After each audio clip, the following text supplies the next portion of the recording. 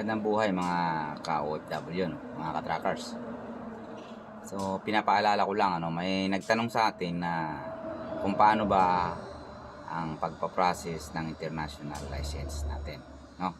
So, sa mga bago at hindi pa alam, ang gagawin, ang pinakamagandang gawin nyo dyan. So, sa, legit to dahil halos taon-taon ko itong ginagawa o kada alis ko itong ginagawa.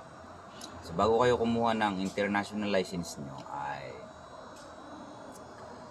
5 to 10 days ang inyong flight, no? So pag dumating na yung visa nyo, so magtanong na kayo kaagad dun sa, kung malapit kayo sa Manila, magtanong na kayo or pumunta na kayo sa pinakamalapit na AFP office para matanong nyo doon kung ano yung mga requirements nyo na dapat yung dalhin pag kayo ay kukuha na. So kung malayo naman kayo sa mga opisina ng AFP, ang gagawin nyo is dalahin nyo lahat ng mga requirements nyo. Unang-una, visa at plane ticket nyo. Kahit Xerox lang o cellphone lang, nandun lang sa cellphone nyo na pinadala ng inyong agency. So kapag alam nyo na yung flight nyo, kung kailan, anong araw, anong pizza, saka lang kayo magde-decide na kumuha ng inyong international license, no? Kasi sayang yung panahon, Kunyari, kumuha ka ngayon, tapos ang flight mo ay 2 months pa or 1 buwan pa. Sayang yung 1 buwan na pwede mong gamitin kung sakasakaling hindi ka makakuha kaagad-agad ng iyong transfer license dito sa ibang bansa. Kung sa Europe naman kayo, siguraduhin nyo na ang inyong international ay Geneva platform o yung naka Geneva na pinirmahan dun sa, aywan ko kailan pinirmahan yan, pero dapat naka Geneva or Geneva, aywan ko ano yun. Mayroon ako dyan na international na nag-expire, So aywan ko lang kung ano yung bago nila ngayon na kinukuha. So magtanong na rin kayo doon, lalo na pagpapunta dito sa Europe.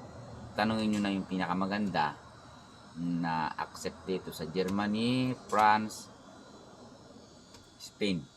Kasi mayroong dating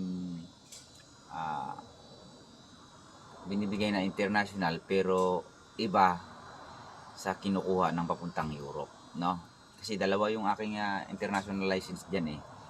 So dati kasi kumuha ko, so nang pinakita ko ay hindi raw ganun. Dapat naka Geneva, no? Kaya lahat ng papunta dito sa Europe, yung may Geneva na ang kuhanin nyo.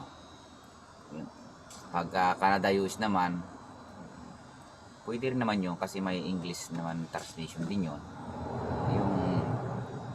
Ang pinakamaganda lang dyan, pag kumuha kayo, siguraduhin nyo kung pang Europe kasi may tinatawag silang Geneva, no? Yun ang kukunin nyo.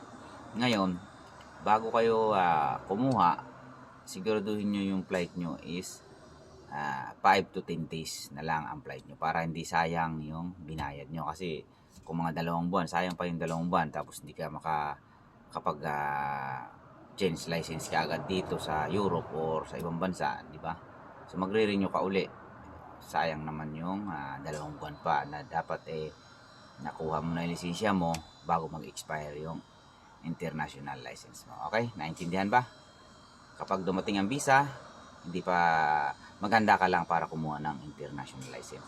Pag dumating na yung plane ticket mo, saka ka mag-decide na kumuha ng plane ticket kapag 5 days na or 10 days na lang yung flight mo. Okay?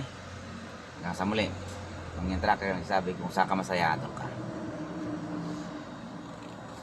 Ingat-ingat.